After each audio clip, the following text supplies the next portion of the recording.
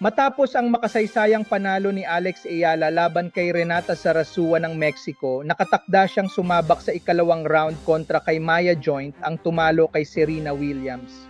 Galing sa Birmingham Open title at Berlin semifinals, dala ni Ayala ang kumpiyansa at matatag na laro sa grass court.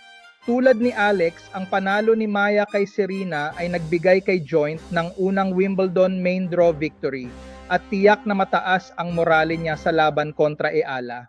Si Alex ay kilala sa kanyang solid baseline game at matibay na mental composure. Si Maya naman ay agresibo at mabilis sa rallies, bagay na nagbigay problema kay Williams. Ang laban ay magiging Battle of Rising Stars, kung saan ang mananalo ay makakapasok sa ikatlong round ng Wimbledon, isang malaking hakbang para sa parehong kabataan sa tennis.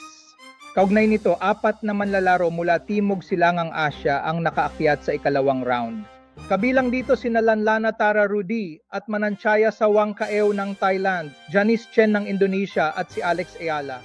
Tinalo ni Tararudi si Lily Tagger. Nagwagi si Sawangkaew kontra sa 2026 French Open finalist na si Maja Chwalinska.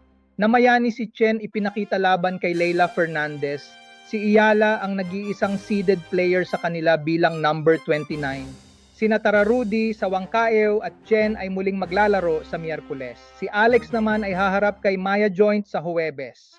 Iyan po ang sakto Quick News number 7. Antabayanan ang susunod sa serye sa saga sa Wimbledon ni Alex Ayala sa sakto Quick News number 8. Na matutunghayan sa Sakto Facebook page, saktoradiotv.com website, Sakto Radio TV YouTube channel at iba pa nating social media platforms. Scan QR code and subscribe. Ang inyong tagapagbalita, Angel Manato. Maraming salamat po.